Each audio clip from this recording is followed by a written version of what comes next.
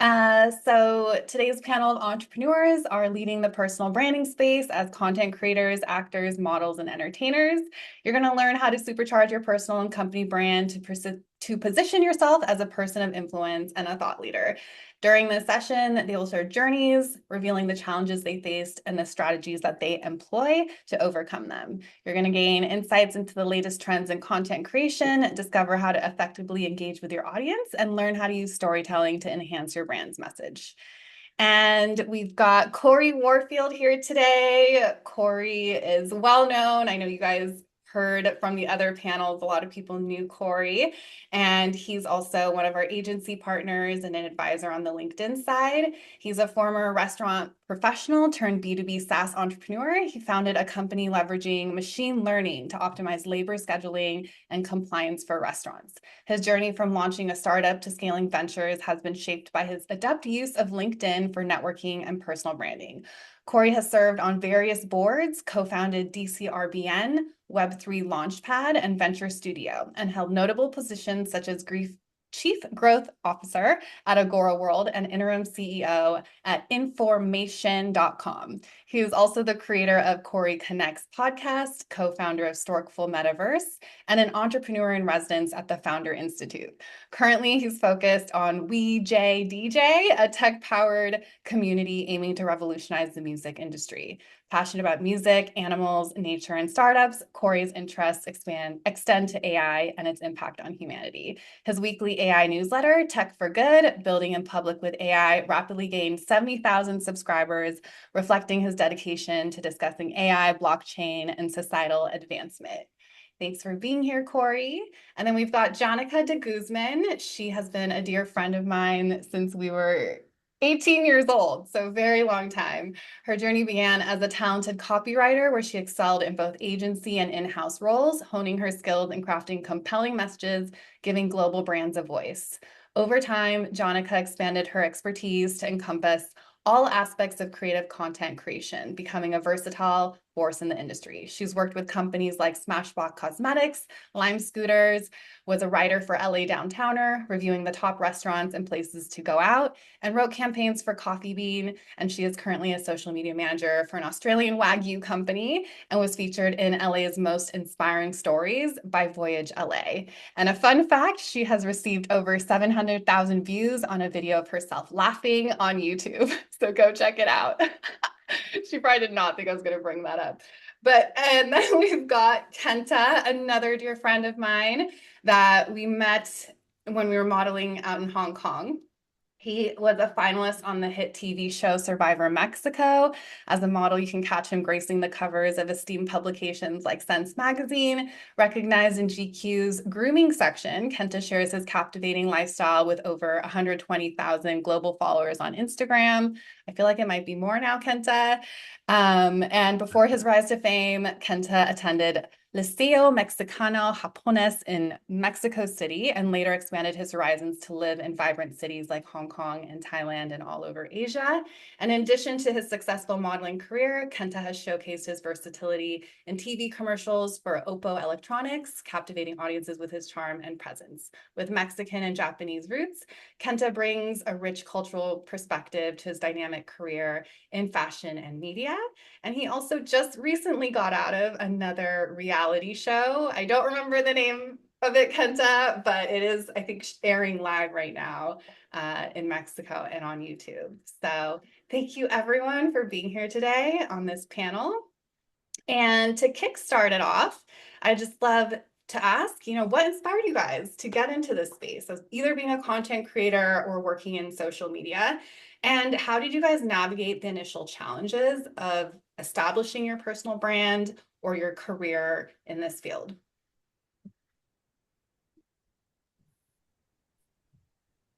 If Jonica, Do you want to go first? Thank you for that lovely intro. So yeah, I came from the world of copywriting where I spent much of my career just giving brands a voice, some personality, telling stories through every touch point, whether it's packaging, website, email, newsletter. So as social media grew, it became apparent that it was an essential part of a marketing's kind of strategy. of a way of just connecting with people, really just being direct to consumers, like really right on their phone. So it kind of was like a natural progression to take those stories, that personality into the digital space. And I guess like the challenges even till now is still is trying to humanize brands on social media, because if you think about it, social media is mainly a place to connect with friends and family. So like I'm not going on there to see, oh, I wonder what Nike's up to today. Like if I wanted to see a pretty picture of a shoe, then I would just go on their website. So the challenge is really just finding ways to make it personal for them. So an example is like that shoe, like I want to see the people who made that shoe, the craft, like from the beginning process to the end. So really trying to find ways to humanize a brand. And it gets difficult because if it's a consumer good, you got to be creative in ways to tell that story. True. Of that. I think it's very true too with personal branding, having to think of storytelling. So yeah, weaving that through is so important. Corey, Kenta. Oh, Kenta, Kenta, you're muted, you're but go unmuted. ahead. Oh, here, I'll push ask to unmute and then it should pop up. Yeah, So there you now I'm on. go. Yeah. Hi, hi everyone. Thank you also for the lovely introduce. Sophia, is a pleasure to be here, and you to consider me about to be part of your panel. Because yeah, well, we've been growing in all this new era about like social media and stuff like that. So in the beginning when I started it was just for fun, actually, because I was far away from Mexico. So then I was living in Asia. So then I was just trying to connect with my family and friends. Somehow, like just showing a little bit like what am I doing about my life, like day by day, right?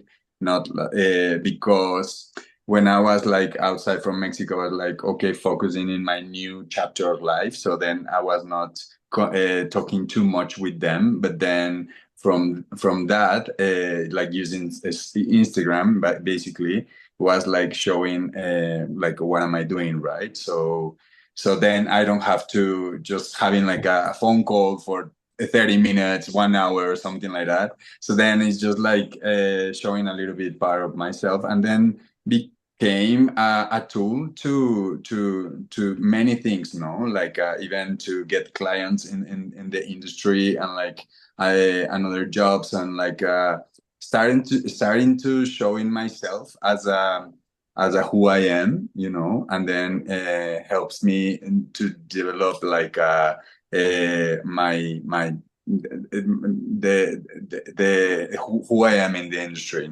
so then from there, as Jenica says, it's like a storytelling all the time, no? Like trying to all the time, like saying what like anything, no? Like, but sometimes it's like a tiny lines, like when you cross.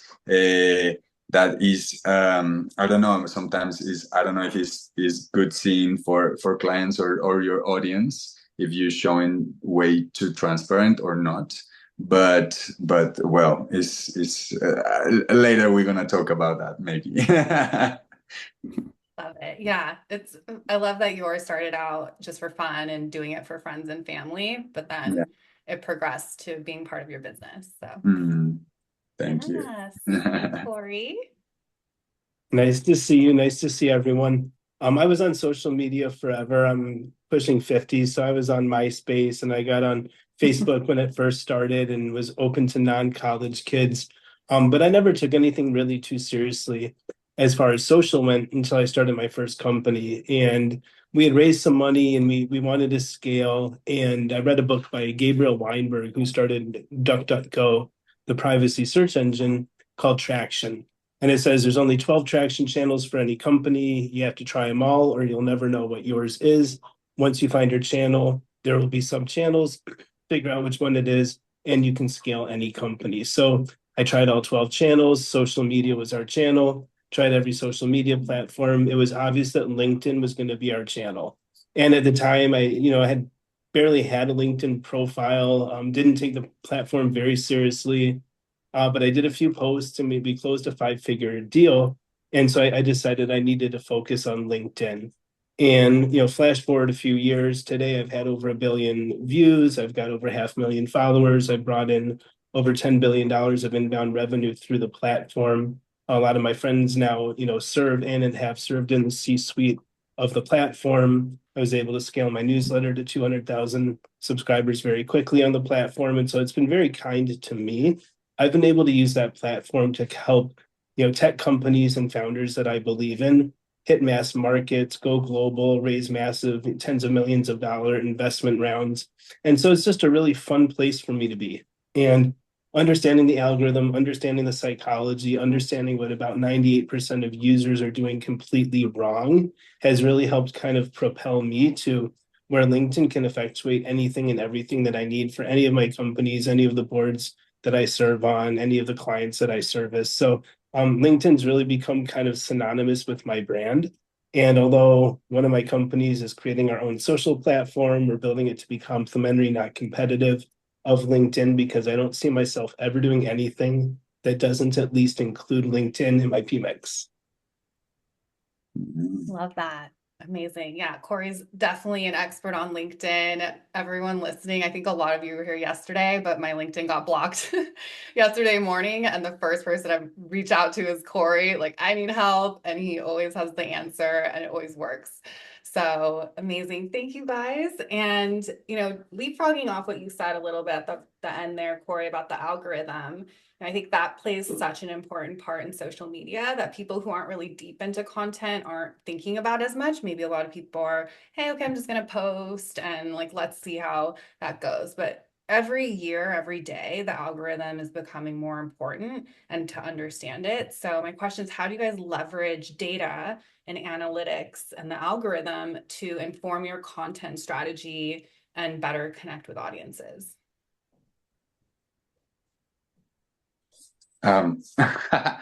Okay, so well, basically for me, it's like the platform that I use more is Instagram. So then I find out is I don't know, is basically is create a community with the followers that you has, and then from that followers is just kind of like um using the different things like stories and reels and like postings, but then you can mix like posts with adding some music, but then with the music is has to be on trending topic, and like like different kind of like things that helps you to increase and your engagement and like or your audience as well.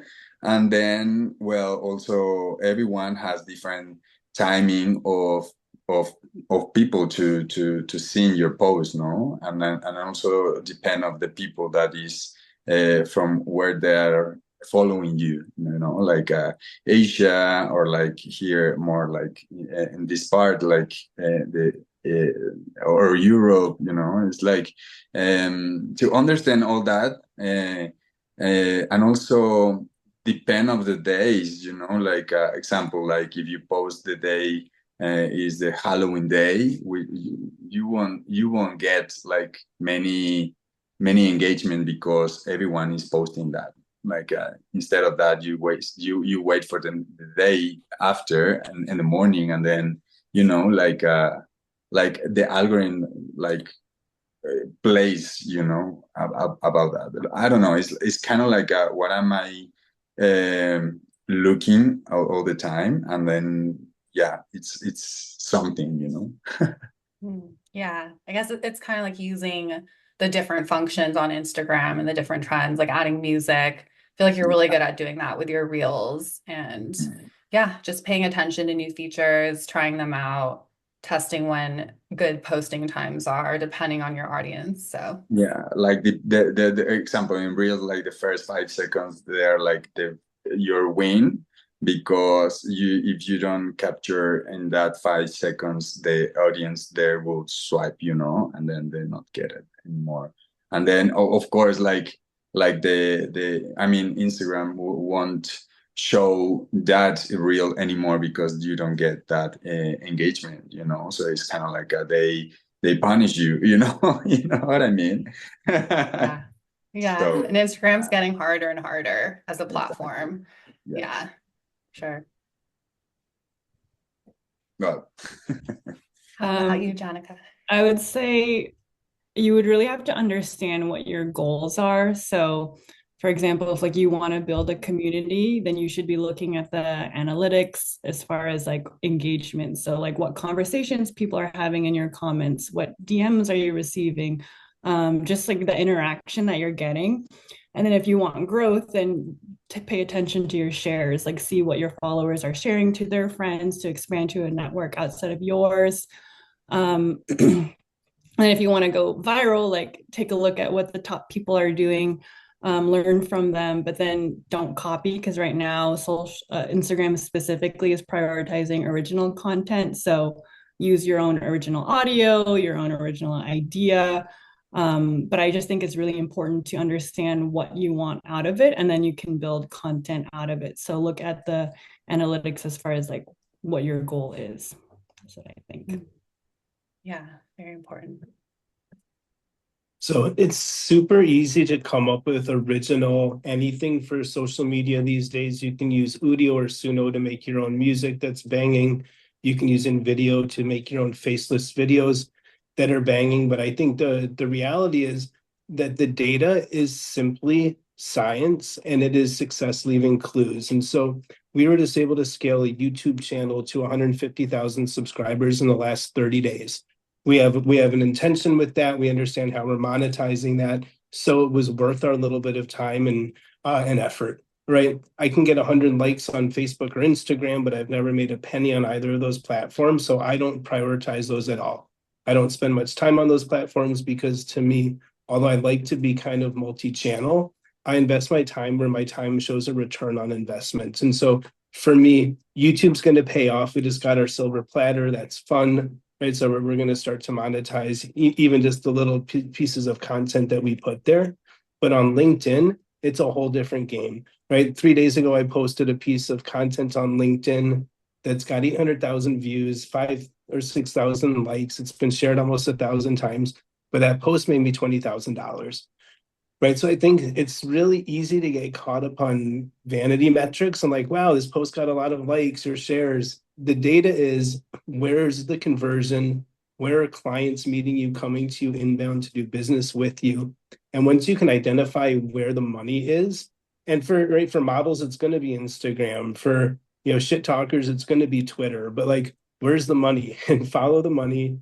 Then you can start to follow the data, to the other panelists' points, keep it original. I don't even think you have 5 seconds. I think you have 1 second to grab attention because that's about the amount of time that it takes for someone to keep scrolling or not. So I think the metric for me is how many people that see my content are going to stop, follow it through, and engage with it. And if I can be engaging, then it's a matter of how do I turn that engagement into dollars.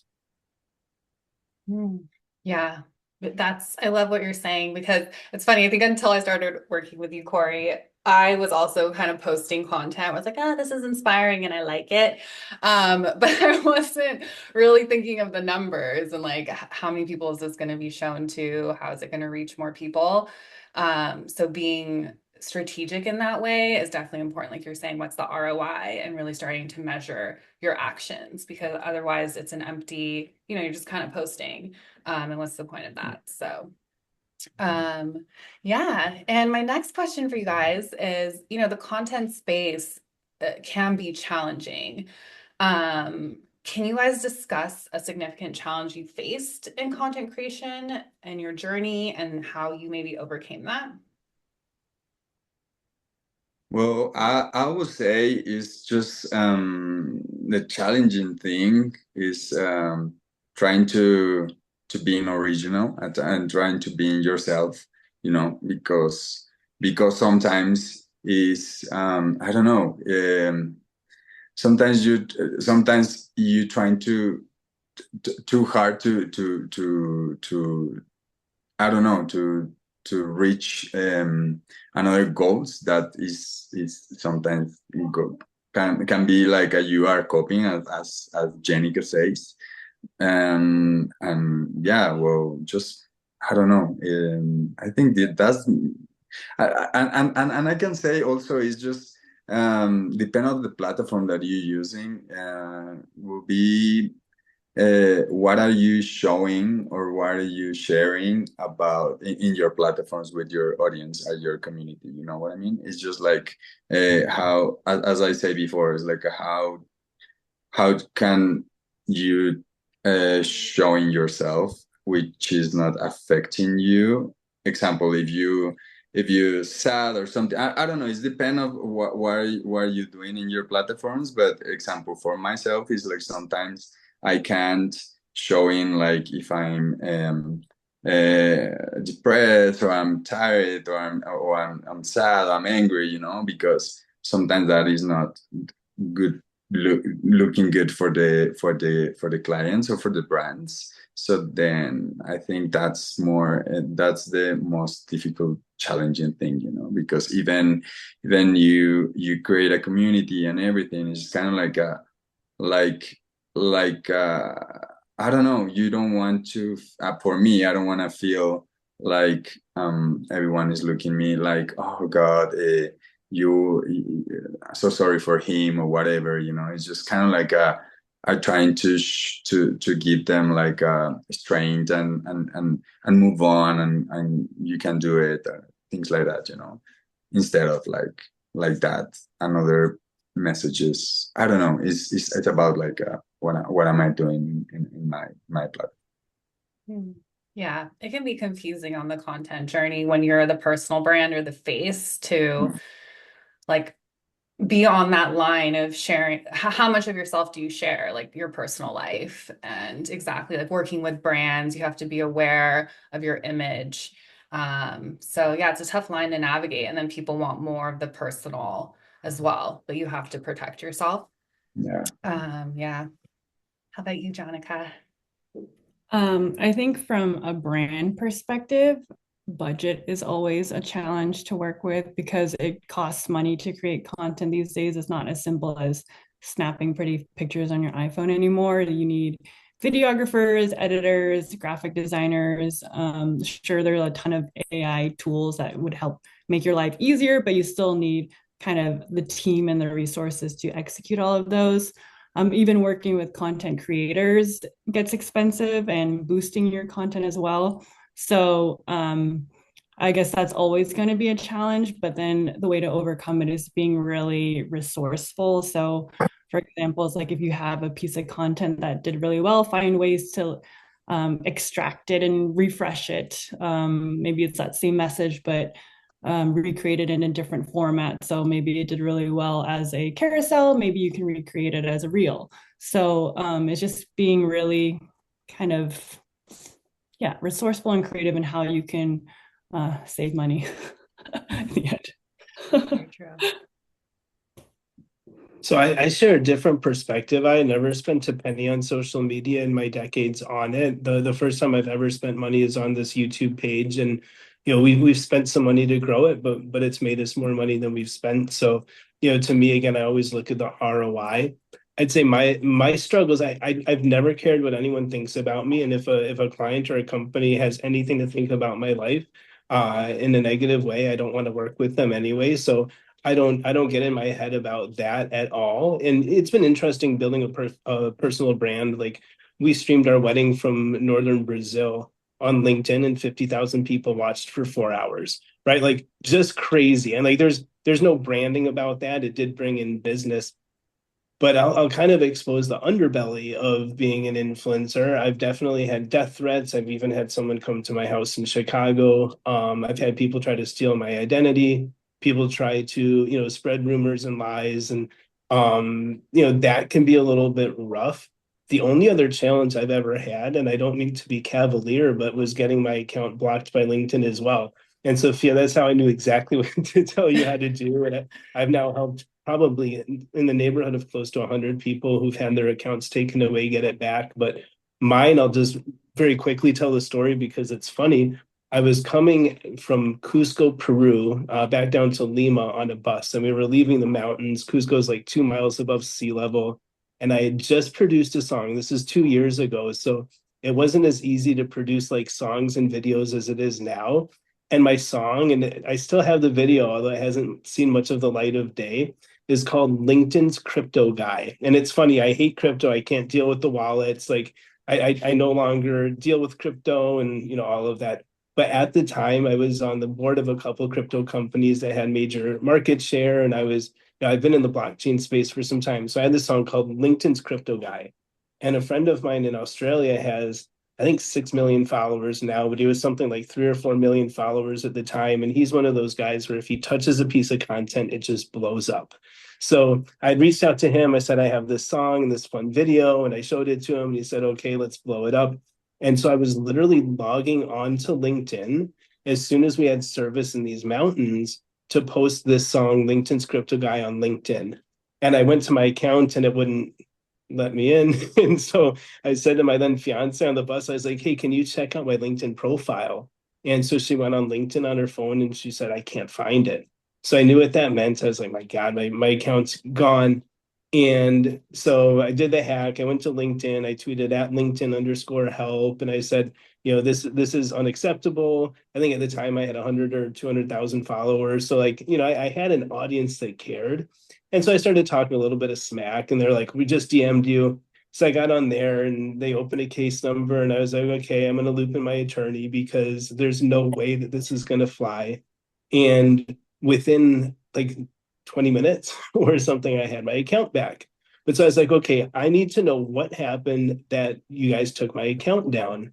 And it turns out this is right around the time of FTX, before like it was in the news, but when stuff was happening. They had just quietly updated their terms and service to include a policy called spam and scams, where if you mentioned crypto at all on LinkedIn, you would have your account taken away forever. And I had just mentioned, like I was talking about the Cardano blockchain or something, and I had just mentioned their token in a post like the day before. So the post that I had mentioned crypto in got my account taken away forever. And prevented me from putting my LinkedIn's Crypto Guy song on the platform. So needless to say, I never posted that song. I've never adopted that nomenclature. I'm glad that I didn't. But I'd say for me, that's more so the challenges that I've had is like understanding terms of service, community guidelines, playing by the rules. I'm never quite been the type to love playing by the rules. I find loopholes and I ask for forgiveness, not permission. And so this is the one place in my life, social media, where I do need to abide by whatever they say is fine and acceptable and what's not. So that was a learning experience. 2 years later, I still haven't mentioned crypto on LinkedIn. I've probably passed on, tens of, if not more, thousands of dollars in promoted posts and working with founders where I just won't do it. Right? I can't risk it. I can't compromise it. LinkedIn, is the bulk of my revenue and my brand. So at this point, if they tell me to do something, I just smile and nod. But that was a huge scare. Yeah, that's definitely a good point because there's so many regulations and rules on each platform and they're all different and it's really hard to keep up with them and they don't exactly put that in public. So you almost only know until something happens and they're like, oh, you violated the terms and now you're banned. You're like, okay, that would have been great to know beforehand. But yeah, so that's a very challenging thing with social media. You have to be careful. Yeah, thanks. That was very valuable. One thing I want to say with, I know, Corey, I wish we all had your confidence, but I think for, say, even Kenta, I know you were in the modeling space.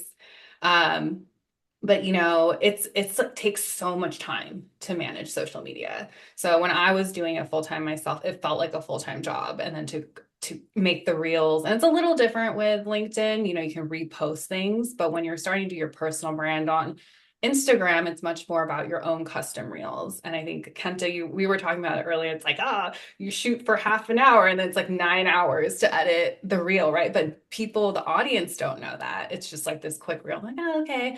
But content creators are taking so much time to do that. And as an entrepreneur, to manage all these social media channels is like nearly impossible on top of all the work that you have to do. So yeah, is that, a challenge that, like, how do you guys deal with that challenge of the pressure of having to post consistently, but then it's still taking a lot of time? Like, do you guys have any tips around that on how to be more efficient and maybe not feel that pressure? Because I know when I was doing, I felt so much like, oh, I haven't posted in 2 days. I need to create something. And it was kind of like a constant stress in the back of my head. I'll take point on this one. I think that the way to kind of growth hack that is to just get out of your head. What I'm hearing you guys say is that you're overthinking it, you're judging yourself. You think these amazing content creators are spending all this time. Meanwhile, like, I look at Gary Vee stuff and it just makes my skin crawl. Like, you know what I mean? I don't need that level of production. I don't need someone with a team carrying cameras around. Like, about a third of my content on LinkedIn is either videos of myself or things that I've made, and it's all one shot. I don't write scripts. I don't use green screens. I have 3 green screens at home in Chicago because people just send them to me like, here, you should use this. I'm like, absolutely not. I have, people send me like these crazy studio mics for podcasts. I don't use them. Like, I resonate, in a lot of the people that I and end up working with in forms and fashions really resonate to the more authentic content as well, where it looks like someone's just walking to their car, or sitting in their living room between calls or something like that. So I think stopping overthinking, stopping being too critical, people actually really resonate with the lower production value. It feels less like an ad. So especially if you're promoting your company or another company or doing a brand story, the higher production feels like the people watching it can't do it themselves. It feels like here comes the pitch, right? And I think people are so tone deaf to that, whether it's on Facebook, Instagram, LinkedIn, TikTok. So I really just recommend, as much as it's easier to say than do for some people, stop overthinking it, stop overproducing, stop taking too much time. Like, I'm sure that it's true that it can take 9 hours to edit a 30-minute video, but why?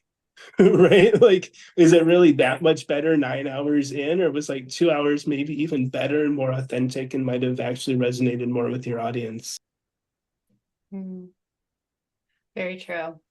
Yeah, Um, well, as long as like also you build that your community, like your community will be like loyalty with you, and they are like following you because it's from you. So then, as long as like you build your community, you has interaction with them, like Jenny could say or like Corey say, yeah, it's like you can disappear. Example, like as am I doing, example, when I get into realities or whatever, like 3 months, and they will be for me when I get back, and then I don't have that pressure. But then your pressure is like Corey said, like it's like depend of you, which kind of like goal, well, or Jenica, like saying all that points, like which goal you want to get, and then how long, no, how quality, or what depend on what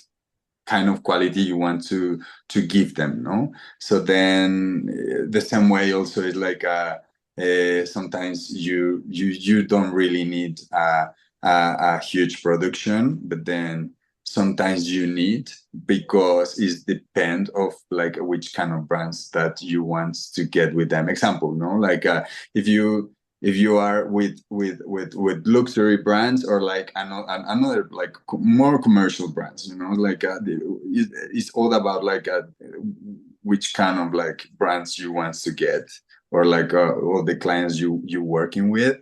So but yeah, it's just be authentic, no, like being yourself, authentic and transparent, and build a community, and then just trying different things as well, and that's it, no.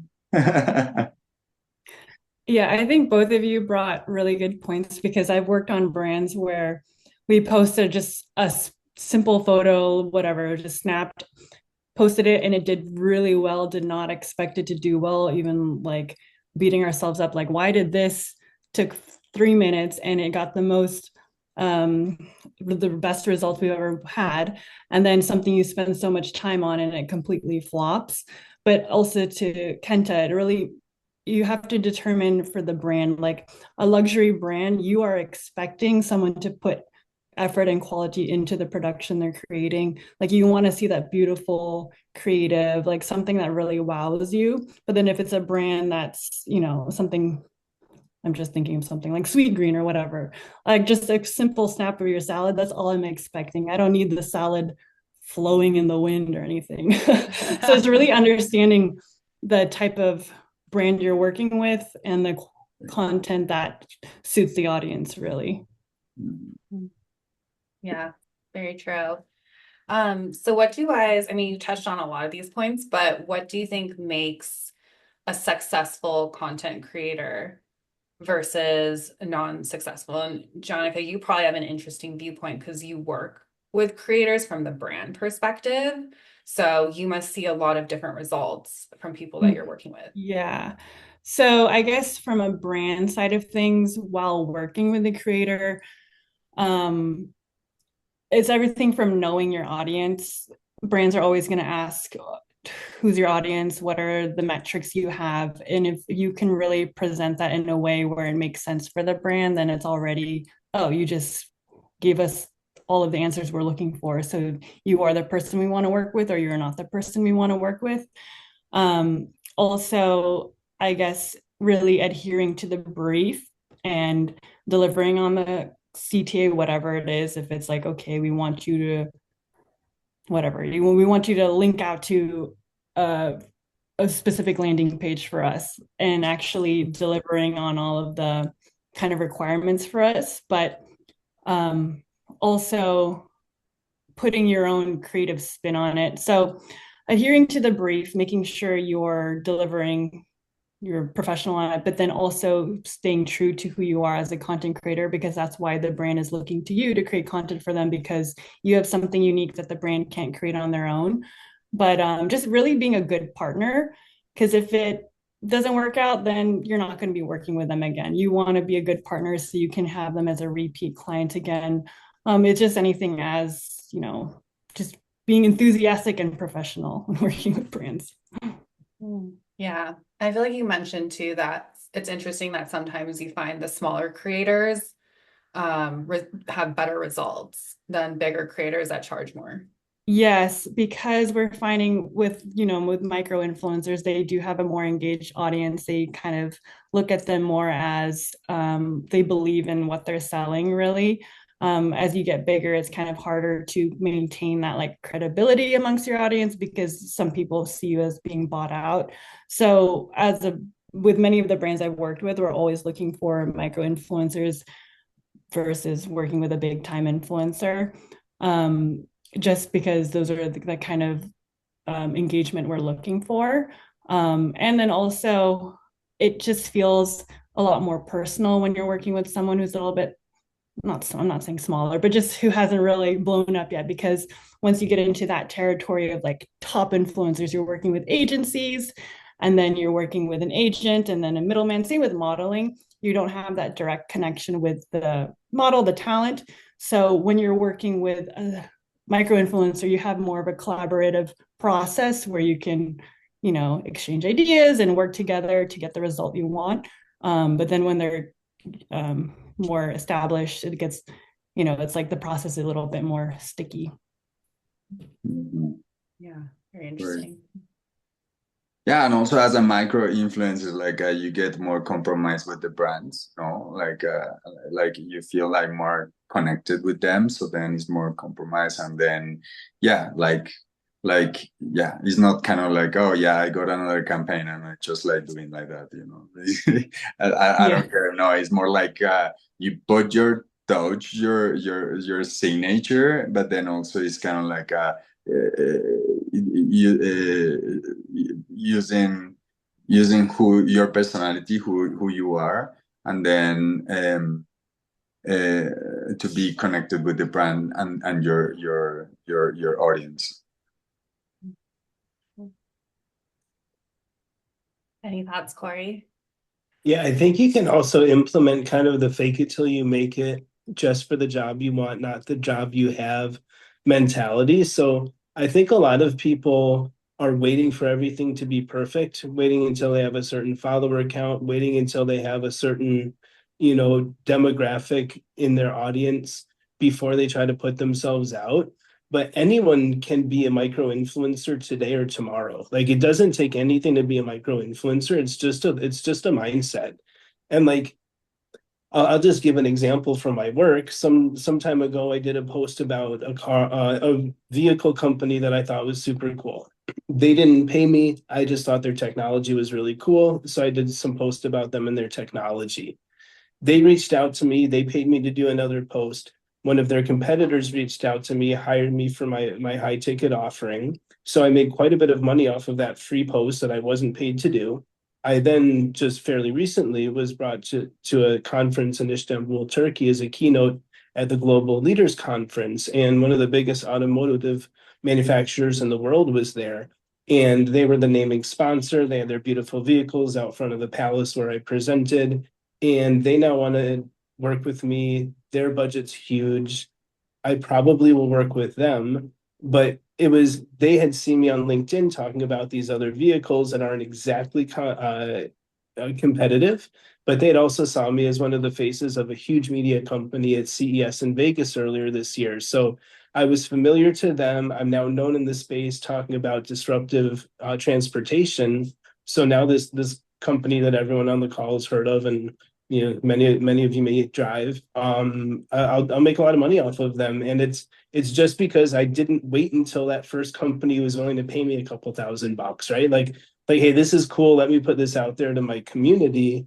And again, the company that I featured paid me, their competitor paid me more, and this global player is now, they're pitching me, not the other way around, right? Like they're offering me a lot of money, but I don't know if it's worth my time. So that's kind of where I'm at with that. But that is a byproduct of just putting yourself out there rather than waiting until quote unquote all your ducks are in a row. Mm.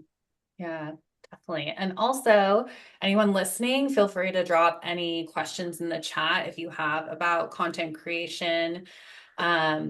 My other question would be, I think, starting to monetize your content.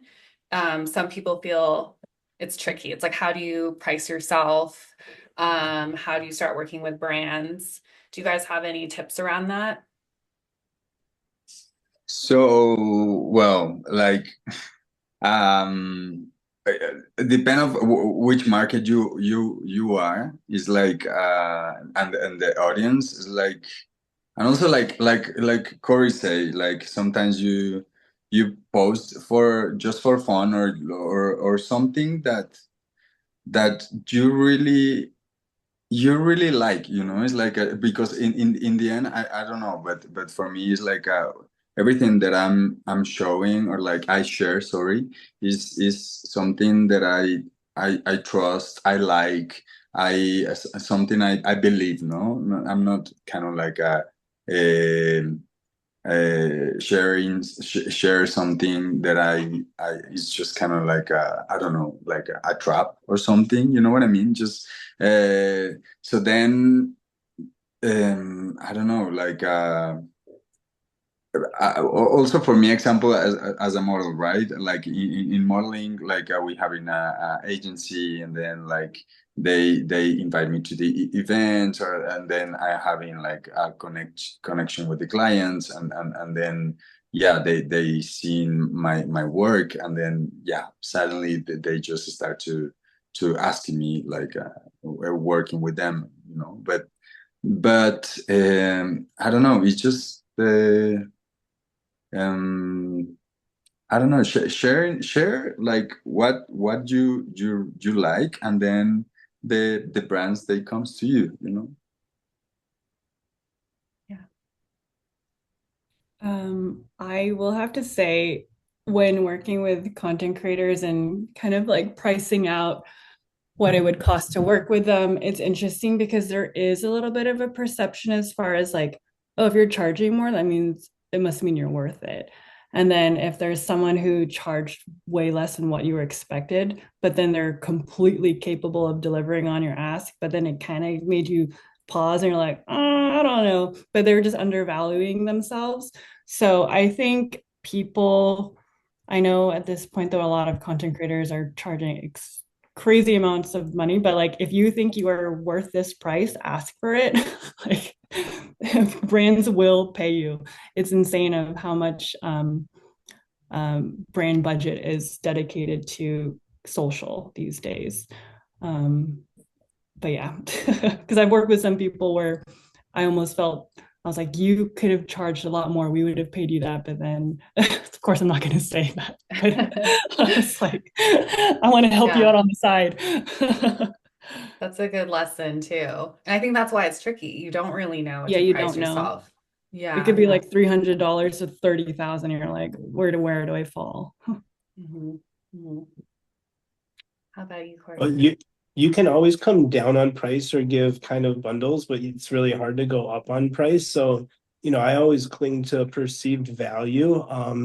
It's always okay to shoot your shot. And if, someone wants you to do a sponsored post and asks you how much and you say 10 grand and they laugh at you, maybe tell the next person you're 6 grand and see what happens, right? But it's like you don't know if you don't ask. And again, if you're known as kind of a budget creator or a discount creator or someone you can get for a couple $100, you're not very compelling, right? You're really a dime a dozen. And I think people would rather, at least in a lot of the circles and worlds that we're talking about, people would rather pay more and get more.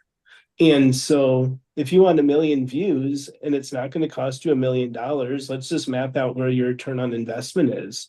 And if I can get you 1 million views for $10,000 and it makes you a couple $100,000, I'm the best investment you ever made, right? I don't care if someone else is going to charge you 50 grand and someone else would have done it for $1,000. If they were going to get the same results, all three of us go for the $1,000, bargain bin person. But they probably won't, right? They're probably not going to get you the 1 million views. They're probably not going to come with the cachet and the social proof that the person that can get 1 million views on one post will. So I think knowing your worth, the term I like is closed mouths don't get fed, but it really is a matter of knowing what you should be valued at and sticking to your guns, because you might hear a couple no's before you get to a yes, just like anything else in sales and business. But ultimately, that first person that says, sure, we'll pay you 10 grand, now that's what you charge, right? And now you can do some kind of, analytics and understand what their persona is, what their revenues are, what they've raised, what their ticket is, what their sales cycle is, what their lifetime value and customer acquisition cost is, and reverse engineer another 10 companies that can each pay you 10 grand. And now you just made 100 grand, right? So I think it really is just having a strategy, not being too eager, not being desperate at all, but also, not selling yourself short or trying to, overcharge as well, because people can smell that. If you tell someone you're $100,000 and they go and look at your socials and you're not making more than that per post for your clients, then there's no way that they can justify spending 6 figures on you. So, I think it really is just a matter of having a strategy and executing on it. Yeah. Love that. I love that you mentioned doing different packages, because I've come across people who do that too. Like maybe a brand approaches them and they feel like one campaign isn't worthwhile, but they'll say, okay, we'll do this price, say 5,000 for this post, but we need to do like work together 3 times, like kind of a contract like that. So it's ends up being a bigger package with the brand, but it's spaced out over time. So yeah, you can get creative with your offers and what you negotiate. We did have a couple of questions come through in the chat. So Ahra asked, how do you monetize LinkedIn? I think that'd be a Corey question.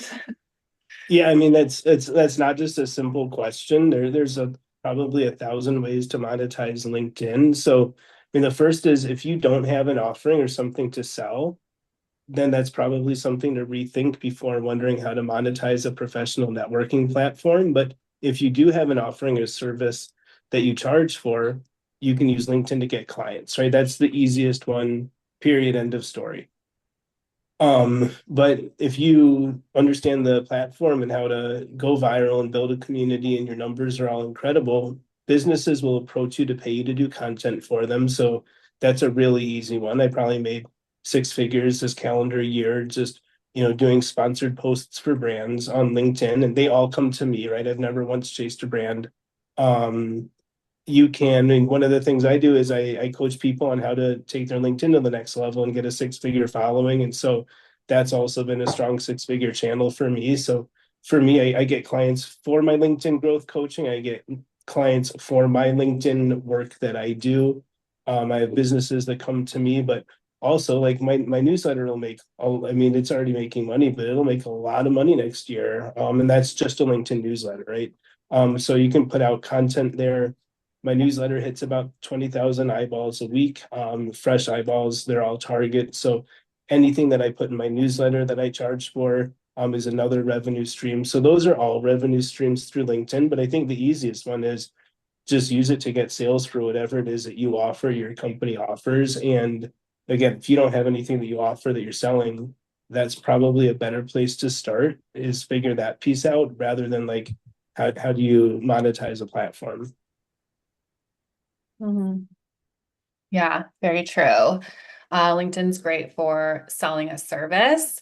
But that's interesting, talking about monetizing a newsletter. So that's also working with brands, right? And then they will pay to have basically a spot in your newsletters at the bottom. And is it usually a banner, or do they want like a little blurb written about them? Oh, I'll do full write-ups. I mean, if someone wants a full court press, I'll dedicate a whole issue to them. Now that's big money. But typically I'll mention, 3 to 6 companies per issue. So like I was saying before, sometimes you just do that because they're really cool companies and one of their competitors, or maybe they come to you and want to be in a future episode, and you can tell them how much you're going to charge them for that.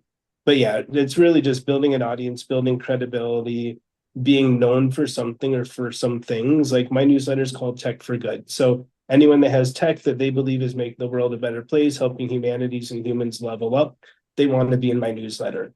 And I launched for just over 4 months ago. We're about to cross 200,000 subscribers. So the numbers on that are very compelling.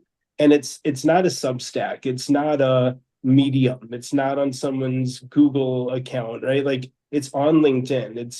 It's connected. It's a do follow white hat backlink to msn.com. So you can get creative with keywords, things of that nature. But really, it is all about branding. Like no one would pay me what they pay me to be in my newsletter if it wasn't Corey Warfield's newsletter, right? No one would pay me what they pay me for me to do a post about them if it weren't Corey Warfield and my brand. So, it's don't just think about how can I get people to pay me to post about them on social, because you need to be the person that they would want to be doing that first. So I think a lot of it comes back to branding, to strategy, to reputation, social capital, and then you can build on that. And I haven't seen any caps to what can be generated on social media once you have a brand that you're building on. Mhm. Yeah, very true. And a reminder for everyone, social is still technically new, because I think a lot of people feel like, oh, it's oversaturated now or it's too late, but we're really still in the infancy of social media. It only came out a couple decades ago, and if we imagine in 100 years, it's still going to be around. So definitely make sure you're hopping on, and even if it feels like it's taking time to build your brand, you're still way ahead of the game. So don't let that deter you guys. Okay, we have another question. No matter how small or large your content is it very important to reach the brand?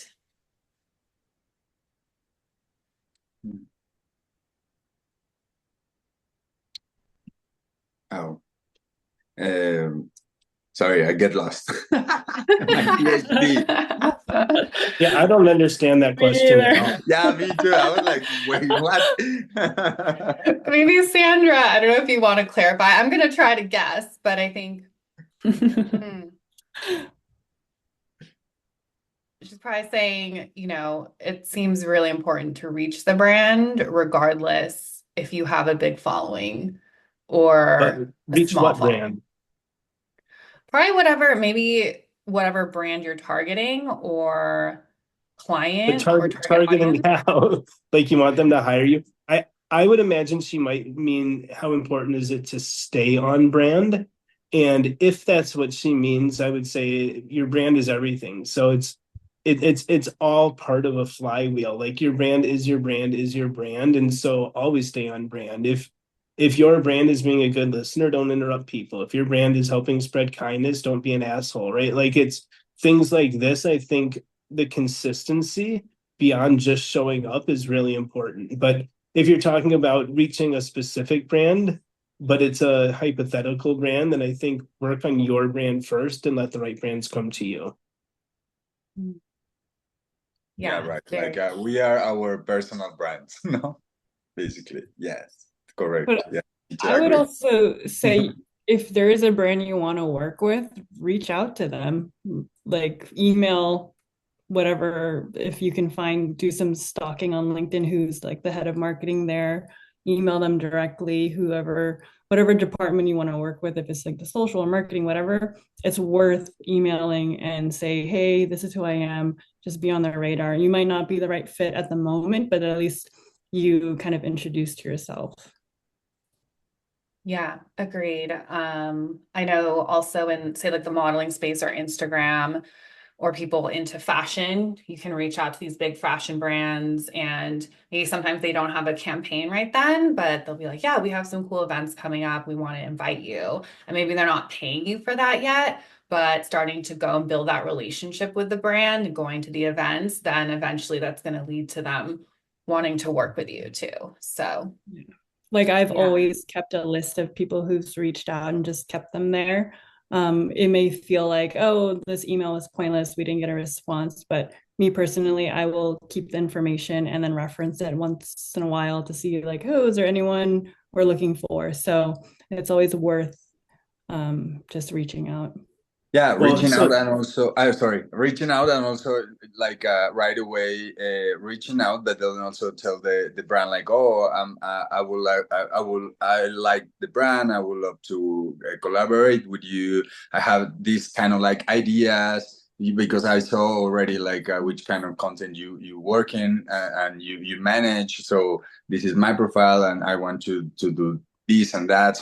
You can give them some ideas about like what are you gonna do with them, and then it's another step like Yeah. forward I to think that's what sets people apart is if they're actually considering the brand and how you can work together and prompting ideas. It doesn't mean you're giving away your creative like idea, but it's just like, oh, okay, I can now think about how we can work together rather than like, oh, here's my social profiles. but and be specific, right? Talk about a recent campaign, talk about a recent initiative, show them that you know who they are rather than you're just trying to get paid. But Jonica, I would have completely pushed back on what you said until about 2 weeks ago. Like I've never heard of someone that sent an email blindly to a company that's ever turned into anything positive or profitable.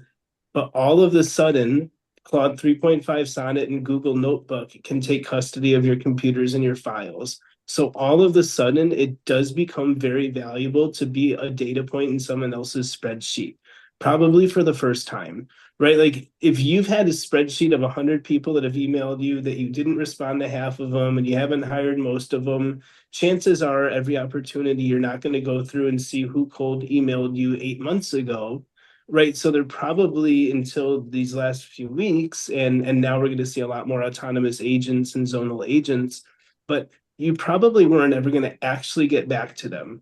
But all of a sudden, your computer can go through and be like, oh, this person will probably do it for the budget that you want. Their audience seems like they have the right audience, and you haven't reached out to them in 4 months. Do you want me to send them an auto? Right. And so all of a sudden, like just being a line item on a spreadsheet, I think becomes infinitely more valuable. So at this point, why not just shoot your shot far and wide and try to get on as many databases and spreadsheets as possible, because you really never know what's meant to be will be, and what won't you could have never forced anyway. Wait, I don't know that tool. Oh my God, Claude 3.5 Sonnet can literally take over your computer now. So you tell it what you want to do. I'll give you an example.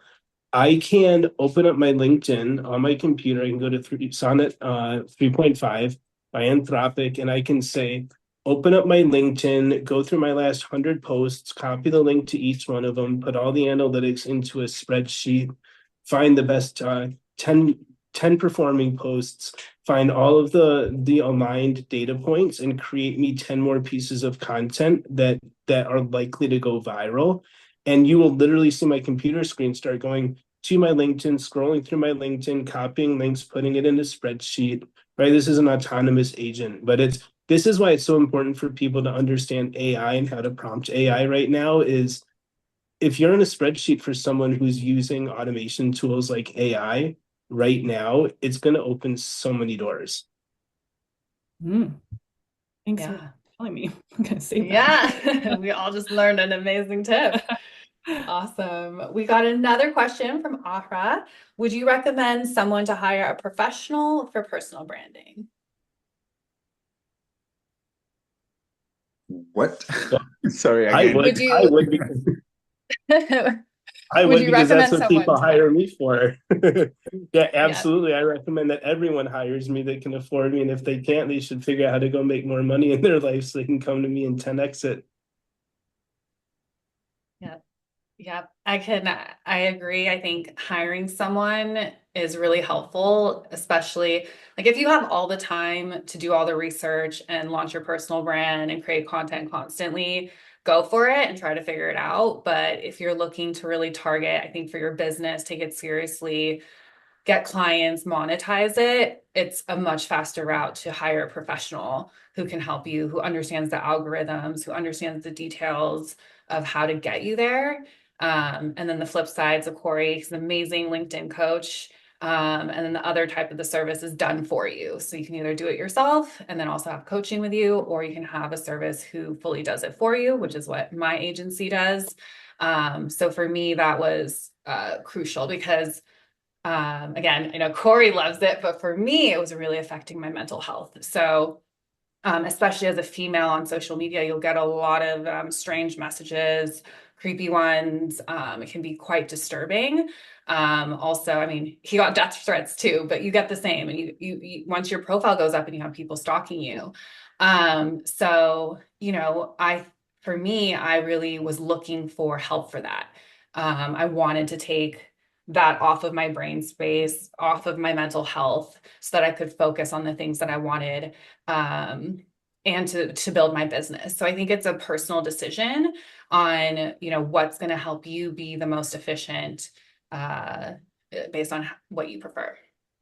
But I'd love to hear your guys' thoughts, Kenta. I know Kenta, you do your own, and then Jonica, you're from Yeah, the I brand mean, side.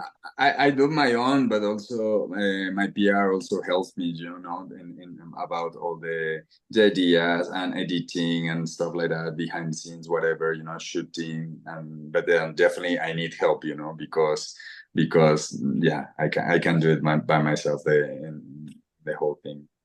Mhm. Yeah, it's important to get support. It's can be Yeah, really overwhelming, exactly, yeah, to manage. exactly. Yeah, I don't have much experience with personal branding because I'm not a figure myself on social media, but um, I guess maybe from like brand ethos and almost like copywriting, every brand starts with your brand pillars. So maybe also that's one way of hiring someone professionally to understand who yourself as a brand, like what messages you're putting out there, and making sure that every message you put out there, whatever content always ladders up to that message. If you have like three brand pillars within your personal branding, it's not as simple like, oh, I'm going to share this beautiful story because I like it, but does it make sense for your brand? So I do feel that it would be very helpful if you have someone professional to help you with that. Yeah. Love it. Okay, that was our last question, but I'll wrap it up with this one. And again, if anyone else has questions, drop them in the chat. But how do you guys plan to evolve as a leader in the content creation space or social media and continue learning in your field? And what do you see as kind of the future trends that are going to come? Oof, well, I believe like we all are influencers in their lives to each others. So then for me, it's just like trying to open up or more my story about being more transparent with everyone, you know, because as a humans, we don't have to forget like we are humans and each one has a story behind that, right? So then, kind of like telling the stories that we having, um, and tell them being more empathic, you know, with your audience, which helps a lot in many ways, you know, because I don't know, it's just I don't know. I feel like the new generations, they're like very into, of course, no, like in all these like data and like all these the platforms and they want to get famous or like influencers or whatever. But then it's kind of like to give them those values, you know, as a values as a person or values as a brand, you know. So then don't forget about like the values that you has and then sharing that with your audience and then yeah, kind of like the values that we have in, you know, from our parents or whatever, you know. Is I don't know, I want to share more about like human being thing, you know, like that, because many, I don't know, many people they're like very stressed about I don't know, and then they just keep in the phone and everything, and then we, I don't know, like using this tool to connect with the people and then tell the right things, and to tell them like we having this connection, but then also you can have your own life as well, and you can still having your building your own life, you know, instead of like oh get into another bubble that is like the media or whatever, you know what I mean? I don't know, that Yeah, for so me example. like like don't lose yourself into social media is I don't know, it's stupid, but because I'm working on that, I want them to keep them with me, but in the same way it's just kind of like don't forget you having family, friends, and you can build a connection with like with the human in front of you, you know, like the real ones, you know. So kind of like don't get lost in this world.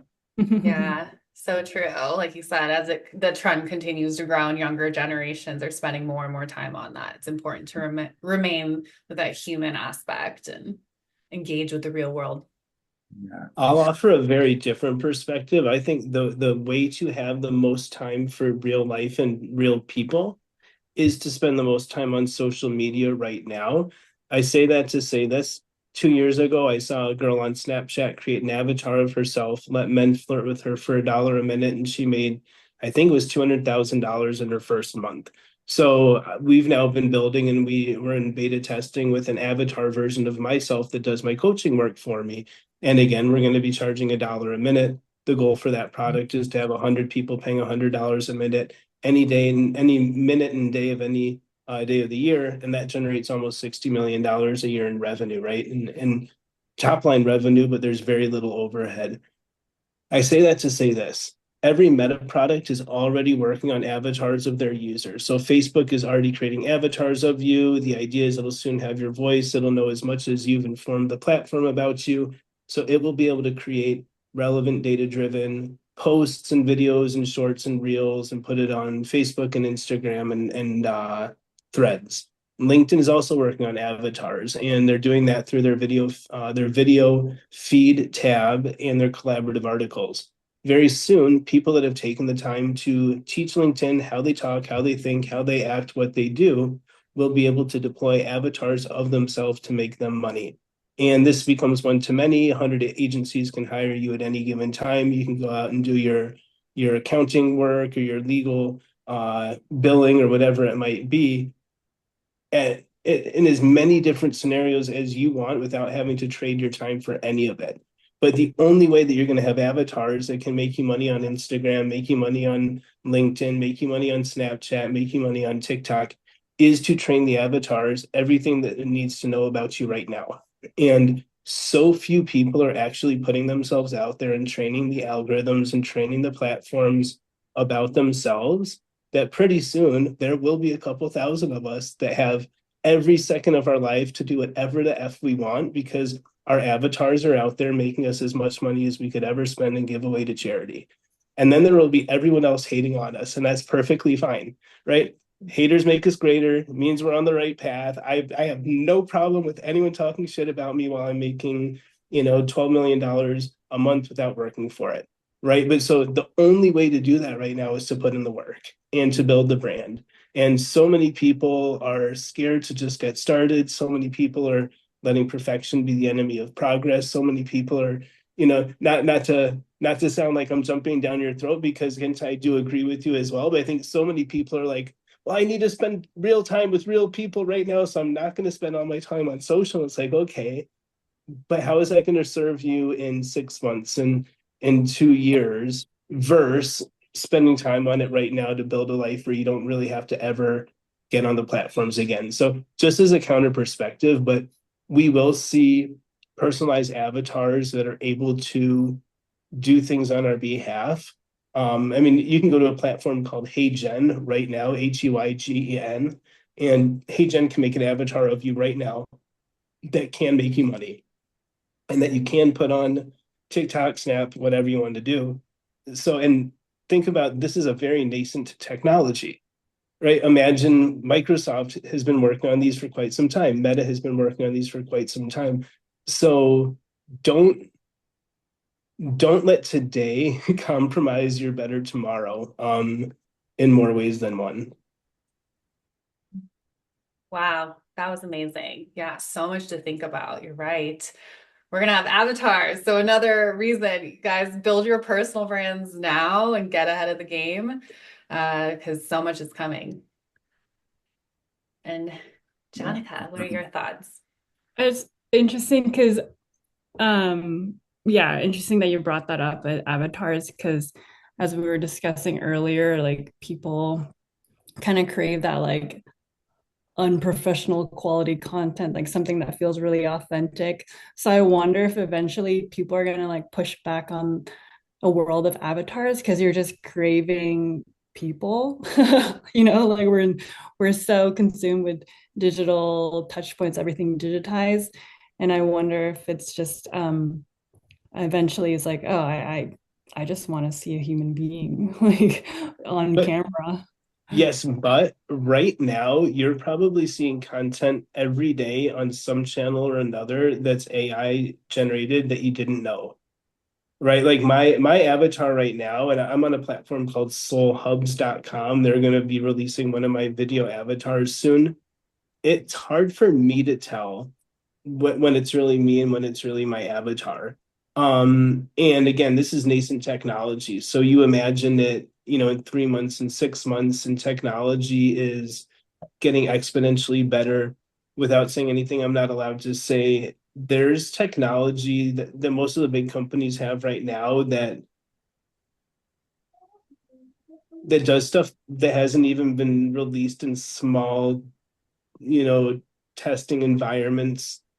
The technology is way ahead of what we see right now. So like I would expect that the technology is going to get so good so quickly. And there's